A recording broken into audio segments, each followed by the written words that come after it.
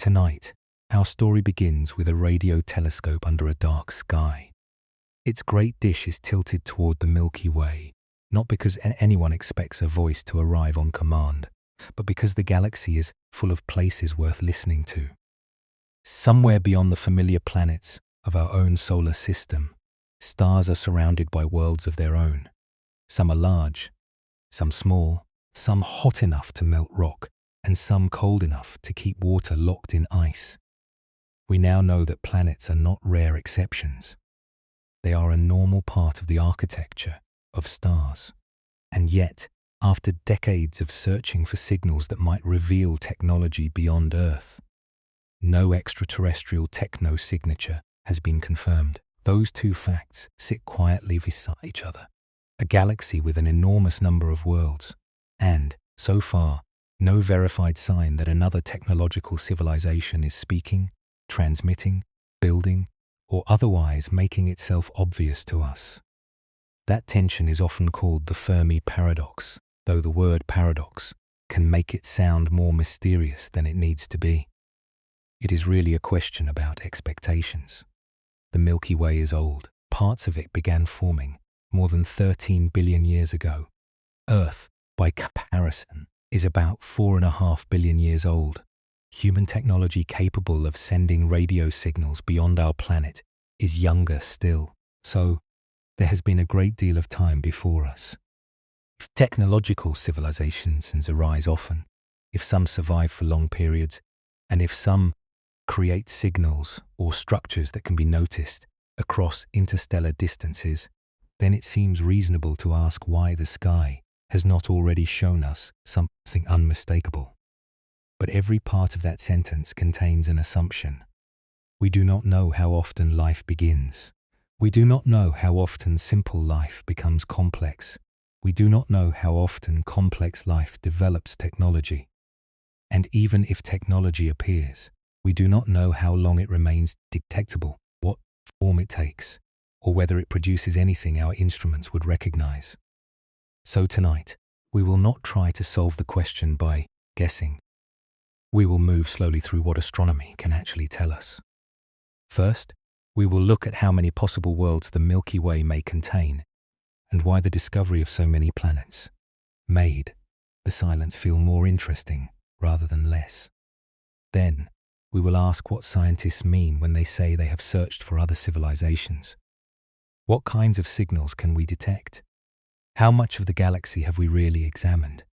And what kinds of technology might remain invisible simply because we are not looking in the right way? Later we will return to the only example of life we know in detail. Earth. Its history is long, and for most of that history, life remained microscopic. Complex animals appeared late. Technological civilization appeared later still. You do not need to remember every number along the way. The important thing is the shape of the problem. Many worlds, an old galaxy, one confirmed technological civilization, and a sky that for now remains quiet. The question is not whether that quiet proves we are alone.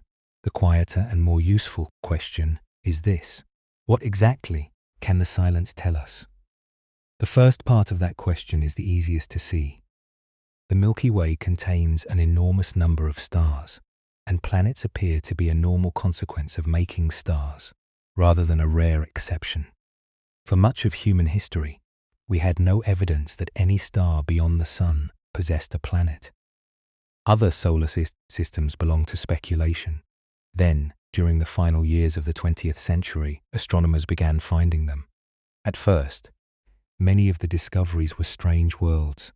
Some were giant planets circling extremely close to their stars. They were nothing like the orderly solar system people had expected to find. But as the measurements improved, the catalogue widened. Small planets appeared. Systems with several worlds appeared. Planets were found around stars very different from the Sun. The lesson gradually became simple. Making planets seems to be common. This matters to the great silence, because one possible explanation once sounded straightforward. Perhaps Earth simply had almost no company. That possibility has become harder to maintain in its simplest form. There are too many planetary systems. But this is also where we need to slow down, because the word planet covers an extraordinary range of environments. A world can orbit a star and still be completely unsuitable for life as we know it. Some planets circle so close to their stars that their surfaces may be heated to extreme temperatures. Others travel much farther out, where familiar gases can freeze. Some are probably wrapped in deep atmospheres. Some may have little atmosphere at all. Many are larger than Earth, smaller than Neptune, or unlike anything in our own solar system. So astronomers often ask a narrower question. Could a planet lie in a region where liquid water might exist on its surface under suitable conditions? This is commonly called the habitable zone. The name is useful, but it can also be misleading. A planet inside a habitable zone is not known to be habitable. And a habitable planet is certainly not the same thing as an inhabited one. The zone tells us mainly about distance from a star and the amount of energy a planet receives. It does not automatically tell us whether the planet has water, whether it can hold an atmosphere, whether its climate remains stable, or whether its chemistry ever produces life. Venus offers a useful reminder from close to home. It is similar to Earth in size, and yet its present surface is hot enough to destroy most familiar spacecraft within a short time. Mars lies farther out and preserves abundant evidence that liquid water once moved across its surface, but today it is cold, dry, and covered by a thin atmosphere.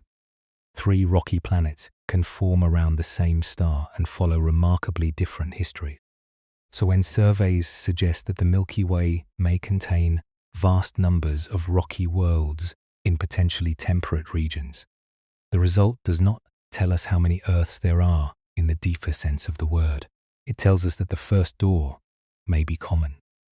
There are many places where the story could begin. What happens after that door is much less certain. A planet must form with the right ingredients. Conditions must remain suitable long enough for chemistry to become biology, if that transition is possible there at all. And even then, a living world might remain a world of microorganisms for billions of years. We will come back to that long biological journey later. For now, the astronomical picture is enough. The galaxy does not seem short of planets. And because some of those planets are billions of years older than Earth, the question becomes harder to dismiss as a matter of simple scarcity. There have been many worlds. There has been a great deal of time, which leads to the next step in the mystery. If technological civilizations can arise on even a small fraction of those worlds, what should an old galaxy look like after billions of years? Once there are many planets, time becomes the next part of the problem. The Milky Way did not begin when Earth began. Large parts of the galaxy were already old before the Sun formed. Stars had been shining, dying, and giving rise to new generations of stars for billions of years before our own planet appeared.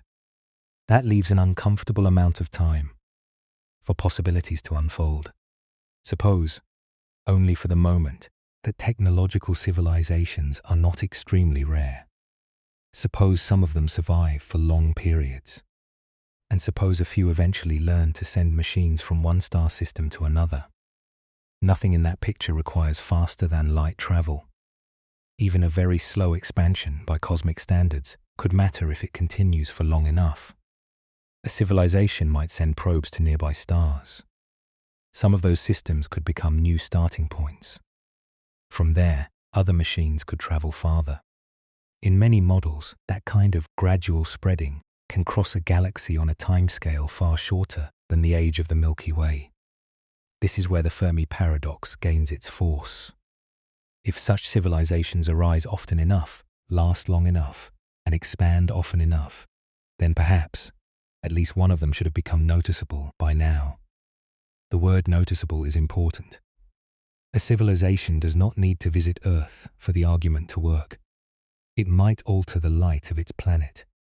It might use powerful transmitters. It might produce industrial chemicals in an atmosphere It might build large structures in space, or it might send machines to other planetary systems. If any of those activities were common, long-lived, and detectable across great distances, then an old galaxy could contain traces. Yet we have not confirmed such a trace. That is the quiet tension at the center of the paradox. But it is not a proof. To see why, we can return to the assumptions one by one. First, technological civilizations must arise often enough. We do not know that they do. Second, they must survive long enough for their technology to become visible across interstellar distances. We do not know that either. Third, they must choose activities that create detectable signatures. That is another assumption. A civilization could become more efficient rather than more conspicuous. It could communicate in ways we do not recognize. Its strongest technological period might last for only a brief interval compared with the lifetime of its planet. And fourth, expansion itself is not inevitable. It is tempting to imagine that any civilization capable of crossing interstellar space would eventually spread everywhere. But capability is not the same as behavior. There may be economic limits, there may be biological limits, or there may simply be no universal reason for a civilization to turn the galaxy into a network of settlements. The paradox, therefore, depends on a chain. Planets exist. Life begins on some of them. Complex life develops on some smaller fraction. Technology appears on a smaller fraction still. Some technological civilizations persist. Some become detectable. And some remain detectable long enough or spread far enough that another young civilization, like ours, has a reasonable chance of noticing them. Every link sounds possible. None is well measured. This changes the character of the mystery. The great silence is sometimes presented as though astronomers had searched the galaxy thoroughly and found it empty. That is not what has happened. What we actually have is a much narrower result. We know that the galaxy offers many possible locations. We know that a great deal of time has passed, and we know that no extraterrestrial technosignature has yet been confirmed. The distance between those facts is filled with unknown probabilities, so the next question is no longer simply why no one has appeared. It is more practical than that. When we say we have been listening, how much of the galaxy have we truly heard, and what kinds of civilizations would our present instruments be capable of noticing at all? To understand the silence, it helps to imagine what listening actually means. A radio telescope does not simply point at the sky and hear everything happening in the galaxy. It observes a particular region at a particular range of frequencies for a particular amount of time with a particular sensitivity. That immediately makes the search much smaller than the phrase searching for extraterrestrial intelligence can suggest. One of the best-known modern efforts is Breakthrough Listen, a large program examining nearby stars and other astronomical targets for possible technosignatures. Its observations can search through enormous amounts of radio data, looking for signals that seem unusually narrow, structured, or otherwise difficult to explain through familiar natural processes. But even a powerful survey has limits. Consider a civilization transmitting a strong, narrow radio beacon directly toward Earth. That might be relatively easy to notice. Now imagine the same civilization using only weak local communications between its own satellites and planets. From many light years away, those signals could be extraordinarily faint. Change the frequency, and our receiver may not be listening there. Send the signal while our telescope is pointed somewhere else, and we miss it. Transmit once every 100 years, and a 10-minute observation becomes a very small window through which to hope for an encounter. Distance adds another difficulty. Radio waves spread. As they travel farther, the energy reaching a given area becomes weaker. A transmitter that would be obvious from a nearby star might disappear beneath noise if it were placed much farther across the galaxy. So every search quietly contains a definition of the technology it is capable of finding. A survey might be sensitive enough to detect transmitters much more powerful than the ordinary radio leakage produced by Earth. If it finds nothing, the result is useful. It tells us that transmitters of that kind are not common among the stars examined, at least during the observations and within the frequencies searched. What it does not tell us is that those stars have no technology. This distinction is one of the most important in the entire story. A null result can exclude our part of the possibility space without excluding everything. And that possibility space is enormous. There is direction, where to look, frequency, what part of the spectrum to examine, time, when to observe, and for how long, signal strength, signal shape, repetition, polarization. And then there are entirely different technosignatures that may have little to do with radio at all. Astronomers can search for unusual optical flashes. They can study planetary atmospheres for chemicals that might be difficult to maintain naturally. They can look for unusual excess heat. They can search for patterns in astronomical data that might suggest large-scale engineering. Each method reaches a different part of the problem. None reaches all of it. This is why the great silence becomes less like standing in an empty room and more like standing beside a dark ocean with a single receiver. The receiver may be excellent. The water may truly be quiet. But one measurement cannot tell us everything happening beyond the horizon. There is another subtle problem. Our ideas about detectable technology are built from one example: us. We know how humans use radio, lasers, spacecraft, industrial chemistry, and large energy systems because those are technologies we have developed. So those are natural things for us to search for. That does not make the search unreasonable. Science has to begin with signals that physics tells us can be detected.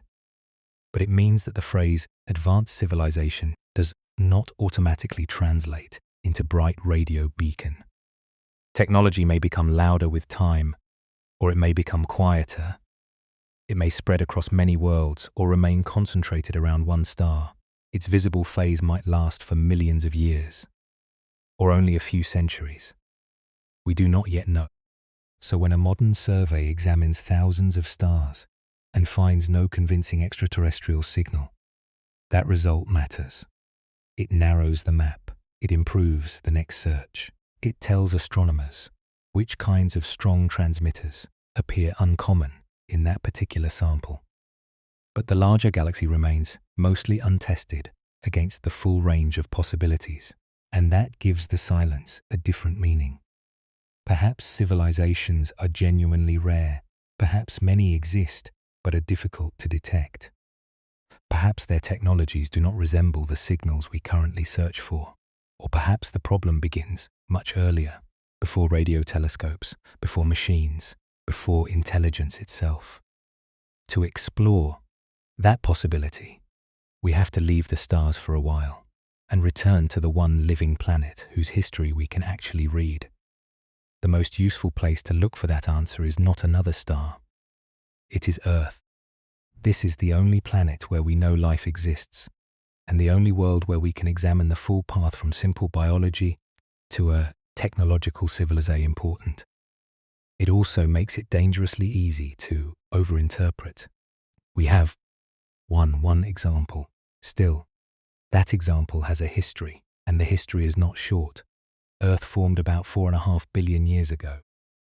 Evidence indicates that life was established more than 3.5 billion years ago, perhaps earlier. On a planetary timescale, that is relatively soon. Once the young Earth had cooled enough for persistent oceans and stable environments to exist, biology seems to have appeared early in the remaining story. That fact is sometimes used to suggest that the origin of life may not be extremely difficult under suitable conditions. It is an interesting possibility. But one planet cannot tell us the probability. Perhaps life begins readily wherever chemistry and environment allow it. Perhaps Earth was unusually fortunate. At the moment, both possibilities remain open. What the geological record tells us more clearly is what happened after life began. For an immense part of Earth's history, living things were microscopic, single-celled organisms occupied oceans and sediments, developing increasingly sophisticated chemistry. They learned through evolution to obtain energy from their environments. Some evolved photosynthesis. Over long periods, biological activity helped transform the chemistry of the atmosphere and oceans. Life was not inactive during those billions of years. It was changing the planet, but it was not building telescopes. This distinction matters. When we imagine life elsewhere, it is easy to move too quickly from a habitable world to forests, animals, intelligence, and technology. Earth does not show us such a direct path. It shows us long intervals. Complex multicellular organisms appeared much later than the earliest life. Large animals came later still. Human beings arrived only near the very end of the planet's biological history. And technology capable of producing signals that might be noticed across interstellar space occupies a vanishingly thin slice of that timeline.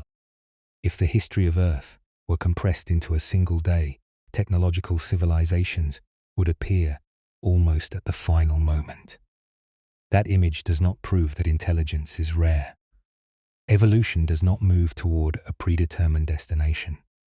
There is no known biological law requiring life to become steadily more complex until it produces something like us.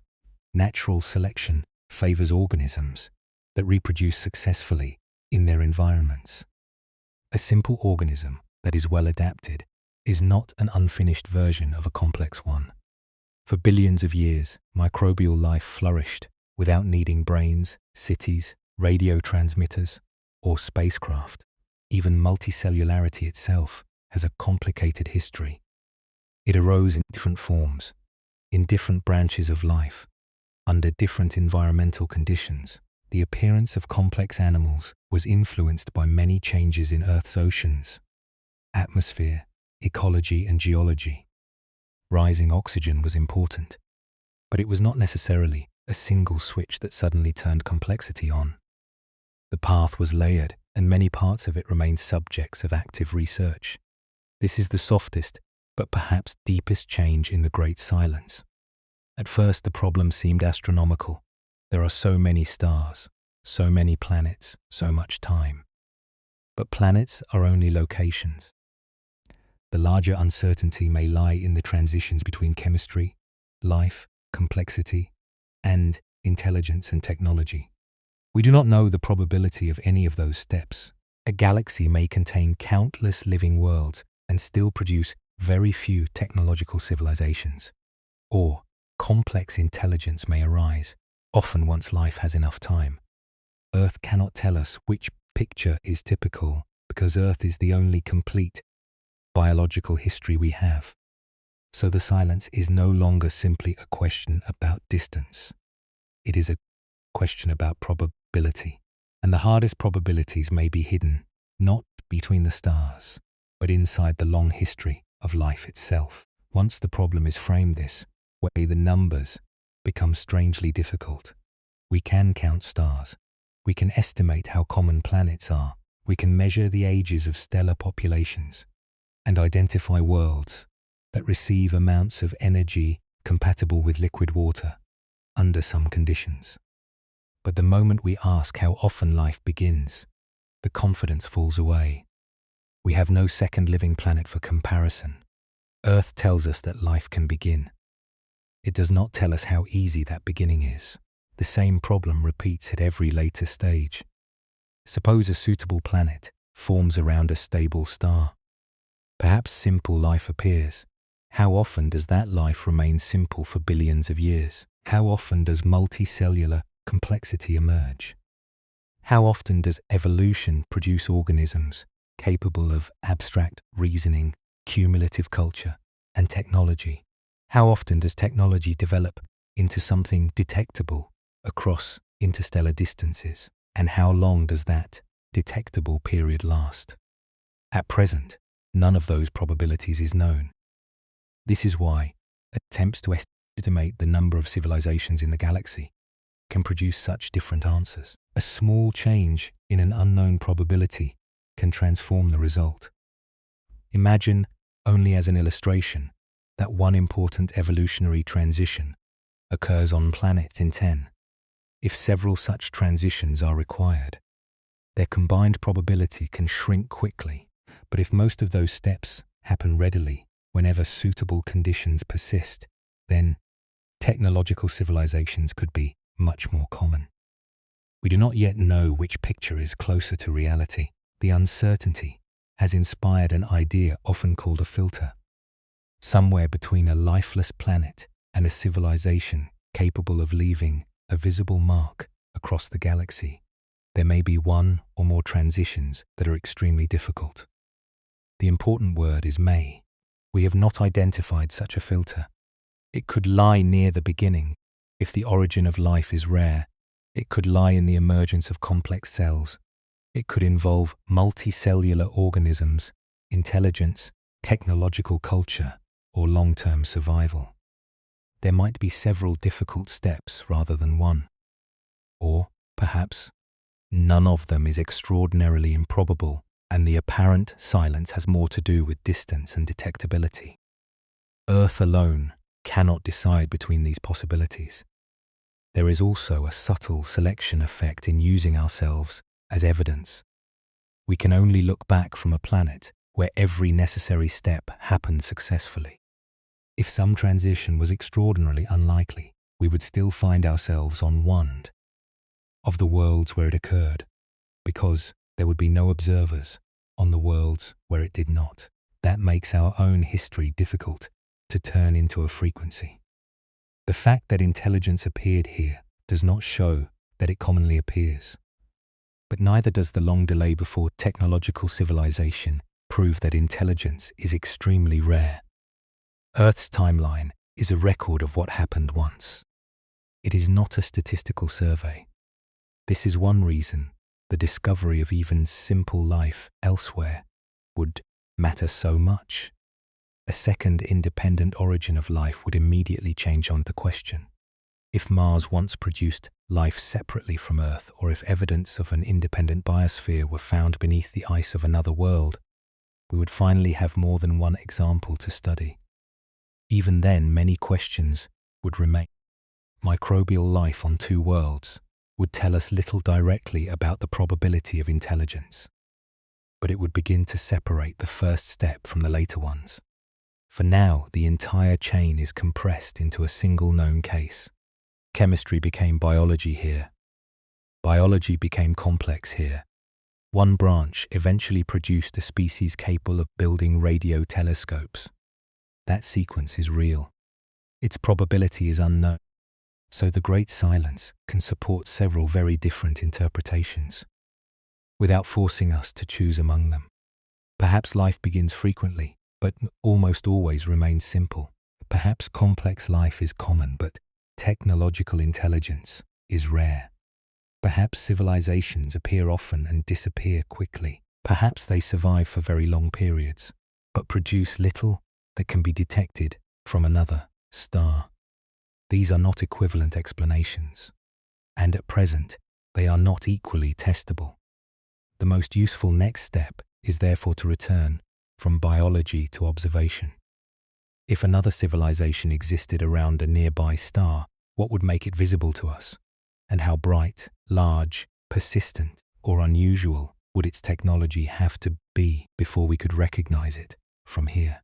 From far enough away, technology becomes less like a machine and more like a pattern.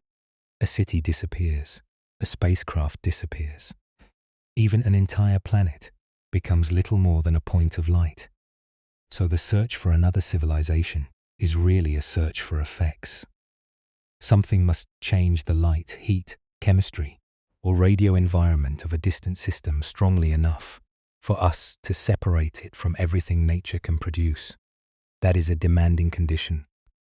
Consider Earth. From the surface, Our technological presence is obvious.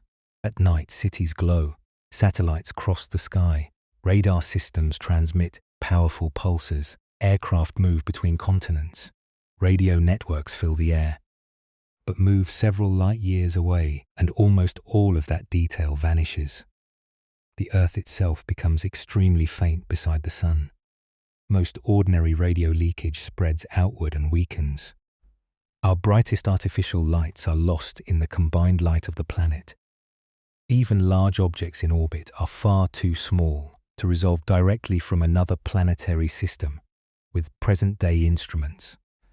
Distant observer would have to search for indirect evidence. It might notice unusual radio transmissions if they were powerful enough and pointed in the right direction. It might eventually detect chemicals in Earth's atmosphere that are difficult to explain without biological activity. With sufficiently advanced instruments, it might search for atmospheric compounds associated with industry. It might notice an unusual optical or laser signal if we deliberately sent one. But each possibility has its own detection distance, its own required sensitivity, its own chance of being confused with a natural process.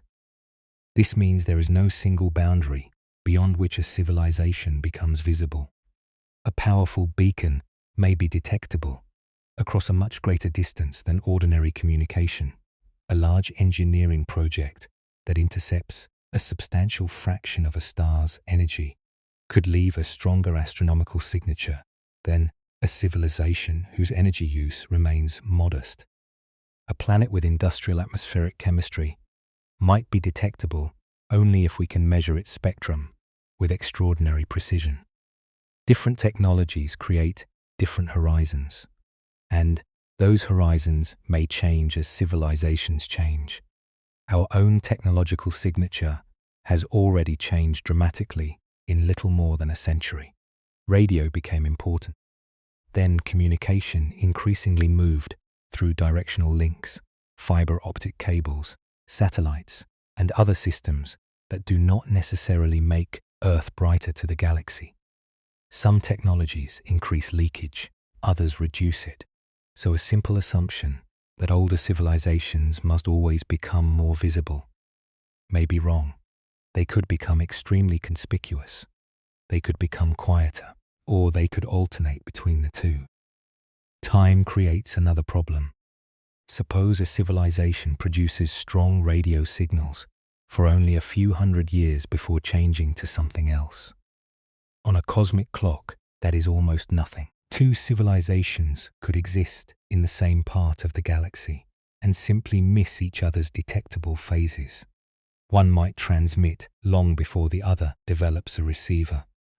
By the time a signal crosses the distance between them, the society that produced it may have changed beyond recognition. Distance and time are tied together this way. When we listen to a star 1,000 light years away, we are not hearing what is happening there now. We are sampling what left that system 1,000 years ago. So the Great Silence is not a live map of the galaxy. It is a patchwork of different times. Every direction shows us a different past. This makes the original question softer, but not less interesting. Perhaps a technological civilization does not need to be impossibly rare to escape our notice. It may only need to be distant, faint, intermittent, or unfamiliar. And perhaps some civilizations are very visible. If so, continued searches should gradually make that possibility easier to test. This is the important difference between speculation and science. We cannot assume that hidden civilizations exist simply because they are difficult to detect. But we also cannot treat our present silence as though every plausible technological signature has already been excluded. The search becomes useful precisely because each new instrument changes that boundary. Better radio surveys examine weaker signals. Larger telescopes study smaller atmospheric effects. Longer observations improve the chance of finding rare events. New techniques allow old data to be searched for patterns that earlier surveys were not designed to notice. With every improvement, a little more of the unknown becomes measurable. And this brings us close to the answer we can honestly give. The Milky Way may be quiet because technological civilizations are exceedingly rare, or it may only appear quiet because the signs are difficult to see. For now, both possibilities remain open. The final question is how much the silence itself allows us to choose between them.